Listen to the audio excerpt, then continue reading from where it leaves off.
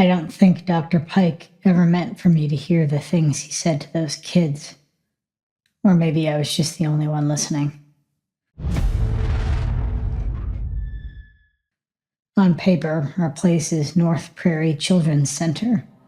In reality, it's 4 beige exam rooms, a humming HVAC unit, and a waiting room that always smells like hand sanitizer and spilled juice.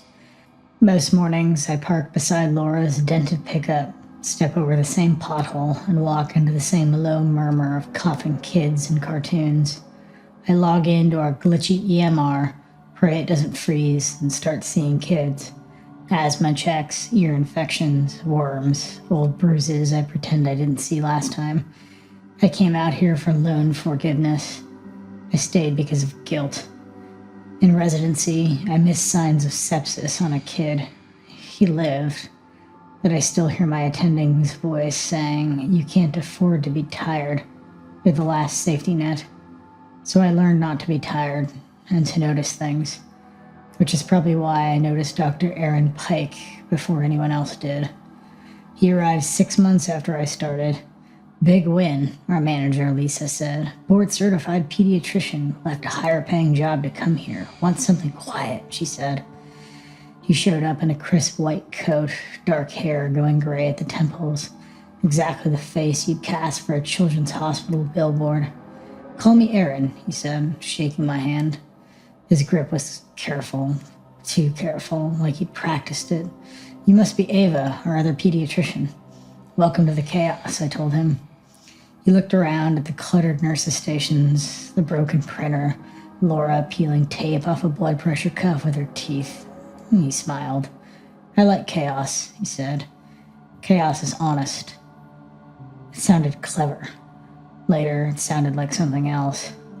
Parents liked him. He knelt down to kids' level, remembered siblings' names, handed tissues to anxious moms before they cried. Laura liked him too. "He calls parents back himself," she said. "You two are going to save this place." I wanted to believe that. Then I opened one of his notes. Our EMR likes to open the wrong chart. I meant to sign a refill for a kid named Mateo and ended up in a visit Pike had done with another 6-year-old.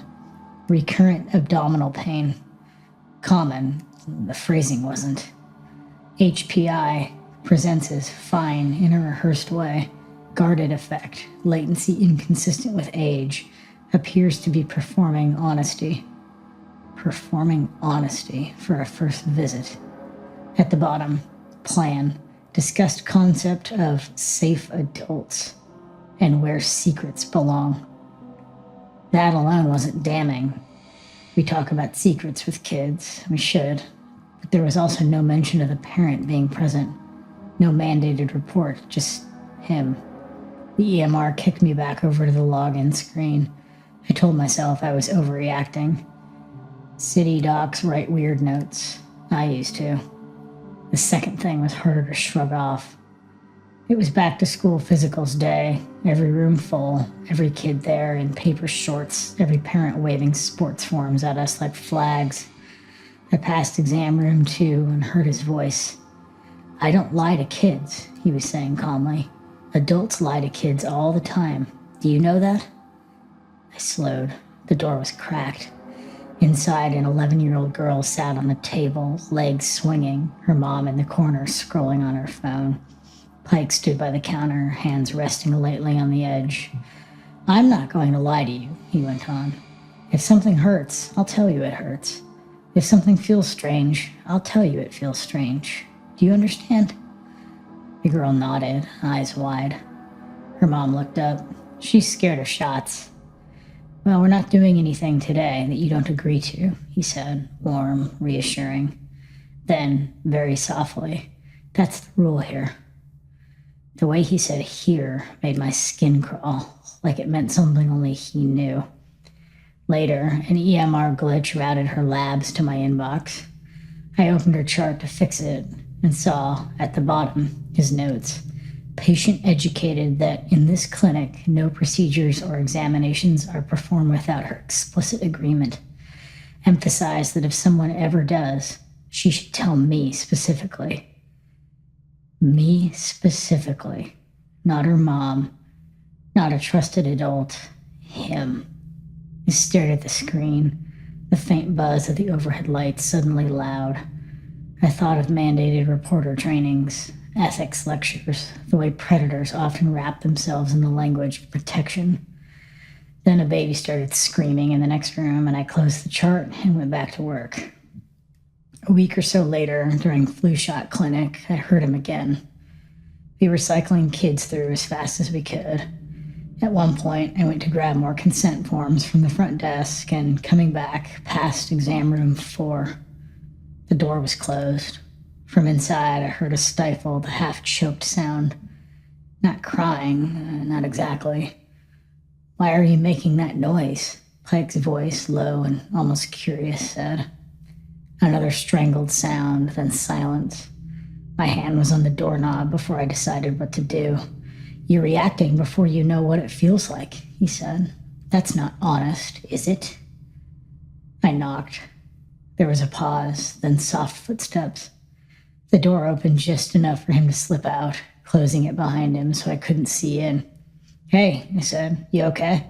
I thought this room was free." "We're fine," he said smoothly.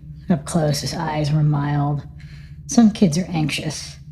I have my own way of talking them through it. You know how it is." He moved his body like a shield, blocking my view of the table. "Right," I said, suddenly unsure of what I'd even come to say. "We're out of forms. I'll grab some." He disappeared back inside. I stood there, feeling ridiculous, until Laura brushed past me, carrying Sharps containers. "You alive?" she asked. "I've got a mom out there trying to fight the needle." I went back to my room. That night, I looked up his note on the kid he had in there. It was perfectly normal. Vitals, consent, shot given. No mention of honesty. That's when I started checking his charts on purpose. Not everyone, just the odd ones. The ones with vague chief complaints. Doesn't feel right. Off and on pain. Seems different. Patterns emerged. He used the word secret a lot. Reviewed good versus bad secrets, he would write. Reminded patient that he can tell me if anyone, including me, makes him uncomfortable. Reinforced that some things are just between us and his body. On their own, each line was defensible. Together, they felt like a net. The timestamps were off too. Note signed in the morning for visits that happened in the afternoon. Vitals recorded after the note was closed. When I asked Laura casually, she said, "Yeah, he pre-charts. Says it saves him time. Wish I could." I brought up a mild concern with Lisa once in the break room. I said, "I think he's intense with kids, very focused." Lisa stirred powdered creamer into her coffee. "City docs," she said. "Different style. He's thorough. Parents love him. You're protective, that's all." "I'm not," and she cut me off. "We finally have 2 pediatricians. If you see something concrete, you come straight to me. But stylistic differences, we can't afford to lose him over that." Stylistic differences. I went home and bought a cheap spiral notebook. I wrote down dates, names, phrases. Chaos is honest. We fix mistakes here. Performing honesty. Tell me specifically. I told myself it was being diligent. I felt like I was going crazy. The shift came one Tuesday morning. Last patient had just left. The hallway had that late day stillness. Paper gowns crumpled in rooms, monitors dimmed. I had 10 minutes before I had to start calling parents with lab results. Heading toward the staff bathroom, I passed exam room 3. The light under the door was off. We don't usually leave rooms dark. Even empty, someone almost always forgets and leaves a light buzzing. I might have kept walking if I hadn't heard his voice. "No, that's not right," he murmured. I stopped. A pause. The kind of listening pause you give another person. Then, quietly, "Somebody stitched you up wrong." My pulse jumped. "Not your fault," he continued. "You don't pick how you're put together. But we fix mistakes here. That's our job. You understand?" My hand was on the doorknob before my mind caught up. I pushed it open. The room was dark, hallway light making a bright rectangle on the floor. He stood with his back to me, hands clasped behind him, facing the far wall like he'd been regarding something just out of view. "Pike," I said. He turned, no surprise, no guilt, just a blink, and a faintly apologetic half-smile. "Hey," he said, "I didn't see you." I flicked on the light. The room was empty.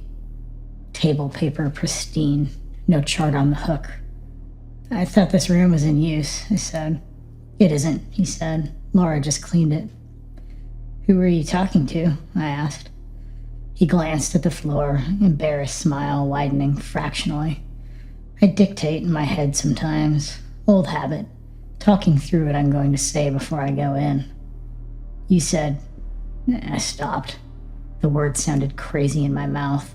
"Somebody stitched you up wrong." I thought I heard a patient. Sorry." "Must have sounded that way," he said. "Sorry if that was weird." He walked past me into the hall. "Big storm coming. Lisa wants us out early if we can. You almost done?" "Yes," I said, automatically. After he left, I checked the computer. Last login, Laura, 2 hours ago, documenting cleaning. No current patient. No pending visit. I washed my hands in the staff bathroom so hard the skin reddened, and went back to my desk. That night, that line went in the notebook. "Somebody stitched you up wrong." In an empty room. The kid who finally broke me was named Tyler. 7 years old, thin, with that perpetual sniffle you only see in houses with bad insulation and cheap heat. His mom brought him for a cough that wouldn't quit. "Pike saw him Friday," she said. "Said it was probably left over from the flu, but it's worse. I don't like how it sounds," she said. Tyler's cough was bad, wet, rattling, like someone shaking pebbles in his chest. Lower right crackles when I listened, low-grade fever. "How long have you been more tired?" I asked him. He shrugged. "Ty," his mom said. "Use your words, buddy." He stared at his shoes. "I'm not supposed to complain," he muttered. "Who told you that?" I asked. He hesitated. "Dr. Pike says that if I complain too much, people will stop listening." A familiar weight settled in my stomach. "When did he say that?" I asked. "Last time, in the quiet room." I frowned. "What room?" "The little one with no windows," he said. "The buzzing light. He said we go there when we need to talk." "We don't have a room like that. All of our exam rooms have windows." His mother shifted the baby on her hip. "We were in 3, she said. The one by the bathroom, the light kept flickering, drove me nuts." I opened Tyler's chart. Last Friday, time 8:05 a.m., room 2, HPI, dry, improving cough, lungs clear bilaterally.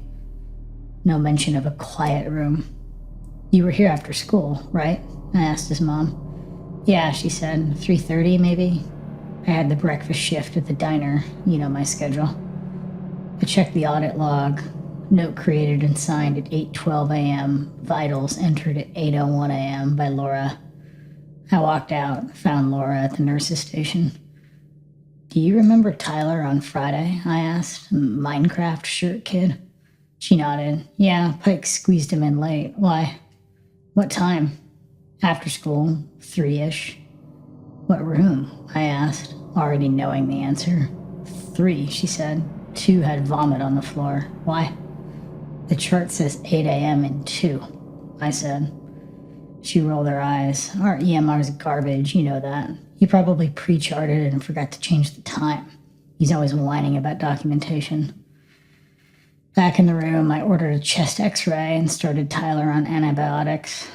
As I explained everything to his mother, I asked, "Tyler, what did you talk about in the quiet room?" He stared at the table, fingers picking at the edge.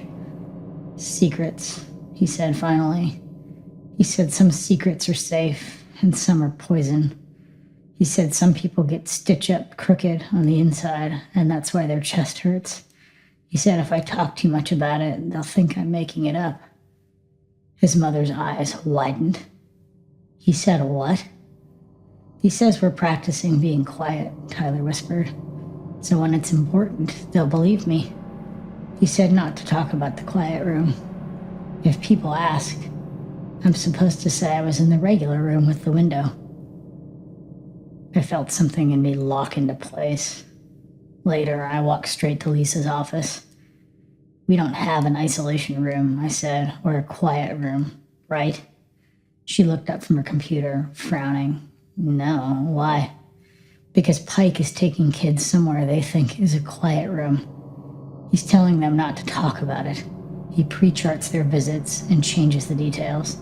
He tells them complaining makes adults stop listening. Ava, she interrupted, voice tight. Slow down. I told her, not everything. I didn't read the notebook out loud, but enough. The dark room, the stitched you up wrong, the notes, Tyler's quiet room comment. She sat very still for a long moment. These are serious accusations, she said, finally. I know, I said, that's why I'm making them. Do you have anything? She exhaled. Anything other than that weird phrasing in a 7-year-old story about a room that doesn't exist? He documented seeing Tyler at 8 a.m. He saw him at 3:30. Laura confirmed it. He signed the note for the visit. She rubbed her forehead. Our system's a mess. People backchart all the time. You know that. He tells kids not to talk, I said. He tells them there are special rules here. He's building something. I can't prove exactly what, but I'm telling you it's wrong. If we confront him formally, she said quietly, we could lose him. He could sue. We could lose funding. We're already on thin ice. If he leaves, half the kids in this county will have to drive 2 hours for care. Some just won't. So we keep him, I said, and hope I'm overreacting? I didn't say that, she snapped. What are you saying? I said. I'm saying I will watch, she said. I'll review his charts. I'll sit in on visits, quietly. I'm not going to accuse him based on this. Not yet. Do you understand? Thought of Tyler twisting the edge of the exam table paper, saying, we're practicing being quiet. Yes, I said. My throat felt raw. I understand. I quit a week later. There was no dramatic incident, no smoking gun, just an accumulation of moments. Kids flinching when he entered the room, parents calling him so good with secrets. The way he closed doors so softly. I realized one afternoon, while writing up a routine ear infection, that I was starting to hope something obvious would happen, something undeniable, something I could drag into Lisa's office like a body on a sheet and say, now you have to do something. And I realized how monstrous that hope was. I opened a new email to Lisa, then closed it. Instead, I walked to her office. I'm giving notice, I said. Her eyes widened. What? I can't do this anymore. I'll give you 2 weeks. I'll help with coverage, but I won't work here with him. This is about Pike, she said. It's about me. I'm not okay here. We argued. She talked about the kids, the families, the wait lists, my responsibility. I agreed with all of it. I'll write everything down for you, I said. Every interaction I remember. But I'm not going to be the unstable colleague making accusations no one can prove. You want a record, you can have one. You want a witness? Find someone who saw more than I did. Ava, I'm tired of being early, I said. Her expression flickered at that. She didn't ask what I meant.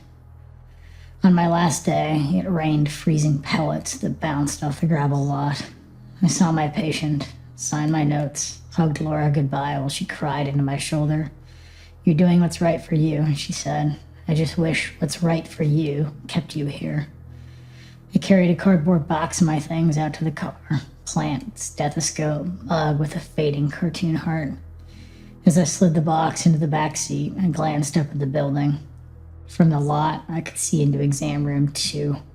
The blinds were open. Pike stood by the exam table, leaning forward slightly to be eye level with a small child whose face I couldn't see. One of his hands rested on the chart. The other hung loosely by his side. His lips moved. The kid nodded, slow, careful. For a second, his head turned toward the window, toward me. I don't know if he saw me. If he did, he gave no sign. He said something else. The child nodded again. I could have gone back in. Could have marched to Lisa with my box and my notebook and said I changed my mind, burn it down. Instead, I got in my car, closed the door. The sound of rain on the roof turned the world into a soft roar. I sat there watching the building blur through the fogging windshield. When I chose pediatrics, I told myself it meant never looking away, never letting the worst thing happen on my watch. I still believe you shouldn't look away from kids in danger. But there's a kind of harm that happens between lines of notes, behind soft closed doors, under the cover of stylistic differences and we can't afford to lose him. The kind you can't stop without burning down everything around it. I put the car in gear and pulled out of the lot. In the rearview mirror, the clinic shrank to a beige box on wet gravel, one lit window like an eye. Maybe someday someone with more authority or less doubt will walk into the wrong room at the right time and finally hear him the way I did. Maybe nothing will ever come of it. Either way, I know this. I wasn't wrong. I was just early, and I couldn't stay long enough to watch the rest of them learn to be quiet. Sometimes the hardest part of noticing something is admitting that you noticed it at all. Doubt makes easy company, and it will always try to convince you that silence is safer. But there's a steadiness that comes from honoring the small voice that says, this isn't right. Even if no one else understands yet, listening to yourself is a kind of courage all of its own. Stay true to yourself, take care of those who rely on you, and thank you for being here.